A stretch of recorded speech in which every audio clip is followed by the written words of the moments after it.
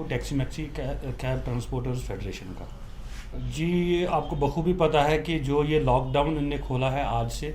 तो हर एक कम्युनिटी को, हर एक ट्रेड को इन्होंने फैसिलिटेट किया है, जबकि ट्रांसपोर्ट को कहा गया है कि वो 50% कैपेसिटी के हिसाब से अपनी गाड़ियां चलाएं, जो कि हमारे लिए बहुत ही मुश्किल है। और आपके वसातत से मैं सब लोगों को और अरबाबी इक़्तिदार के कानों तक ये बात पहुंचाना चाहता हूं कि जो 1 मई को यहाँ पे पहली मीटिंग हुई थी, जो लॉकडाउन के हवाले से हुई थी, जिसकी सदारत ऑनरेबल हमारे एडवाइज़र जनाब बशीर खान साहब ने की थी। उन्होंने हमें आश्वासन दिया था, बल्कि पहले ही जब हमारी तरफ से ट्रांसपोर्टर की तरफ से ये सवाल उठाया गया कि अगर आप हमें 50% की कैपेसिटी के हिसाब से चलने के लिए कह रहे हो तो हमारी किराए का क्या। उनका जवाब यही था कि ट्रांसपोर्ट को घबराने की कोई ज़रूरत नहीं है, कुछ दिनों में हम आपकी रेट जो है वो रिवाइज़ करेंगे ये कोविड के हवाले से। लेकिन बदकिस्मती की बात है कि 1 महीना गुजरने के बावजूद भी आज तक जबकि उन्होंने 1 महीने के बाद लॉकडाउन खोला तो हमारे लिए किराए में कोई भी इजाफा नहीं हुआ, जो हमारे लिए बहुत ही अफसोसकुन बात है। क्योंकि हमारी गाड़ियां जो 5 सब हमारी गाड़ियों में, टैक्सी मैक्सी कैब्स में हम 7 सवारियां बिठाते हैं, और उन्होंने कहा कि 5 सवारियां बिठाएं, और 5 सवारियों से हम कैसे डबल किराया लें, उसका अभी तक सरकार ने हमको नहीं बताया कि हम कैसे चले। अभी तक ये हाल है कि सुबह 8 बजे से गाड़ियां लगी है, उसमें कोई भी पैसेंजर बैठा नहीं। आपकी वसातत से मैं ये बात अवाम तक और अरबाबी इक़्तिदार तक पहुंचाना चाहता हूं कि हमारी जो टैक्सी मैक्सी की तादाद है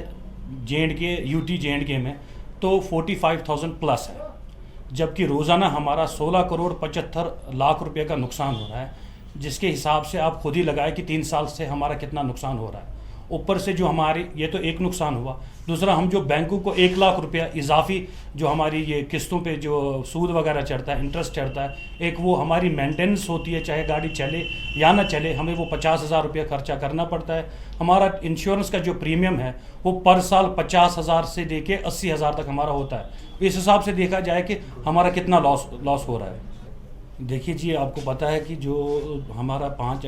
अगस्त जो 2019 में जो एब्रिगेशन हुआ था, उस वक्त भी हम सरकार की तरफ से, दिल्ली सरकार की तरफ से, केंद्र सरकार की तरफ से हमें आश्वासन दिया था। जो जितने भी यहाँ पे डेलीगेशंस आए थे, टीम्स आई थी, उनने कहा था कि आपका जो भी लॉस होगा आप लॉस असेसमेंट बना के आप हमें दे दें, हम आपको कंपनसेट करेंगे। लेकिन बदकिस्मती की बात है कि अभी हम एब्रिगेशन से उभरे नहीं थे, तो लॉकडाउन स्टार्ट हुआ और दूसरा लॉकडाउन स्टार्ट हुआ, अब 3 साल होने को है। और बदकिस्मती की बात है कि जो बैंक है, हमारे लिए मैंडेटरी रखा गया है कि एक सरकारी मुलाजिम हमारा गाड़ी का एक गारंटर रहता है। तो होता क्या है कि जब हम अपनी किस्त नहीं भर सकते तो वो उनकी तनख्वाहें काट के फिर हमें कुछ ना कुछ बेच के हमें फिर वो सब चीज़ें वो उनको पे करना पड़ता है। 12 हमने गवर्नमेंट से अपील की कि कम से कम हमारे लोन को माफ़ ना किया जाए, कम से कम हमारे इंटरेस्ट को माफ़ किया जाए, लेकिन नहीं करते। आज तक हमारी सुनवाई नहीं हुई। पहली रिक्वेस्ट तो यही होगी कि अगर हमें चलने को कहा गया है तो हमारे लिए 50% किराए में इजाफा करें, क्योंकि अगर हम हाफ कैपेसिटी में चलते हैं तो ऑब्वियसली हमें किराया वही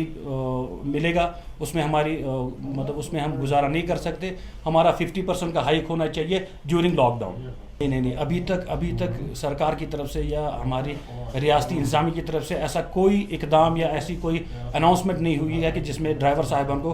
कहीं पे भी किसी भी किस्म की कोई फाइनेंशियल या किसी भी किस्म की कोई सपोर्ट मिले, अभी तक तो नहीं है। मैं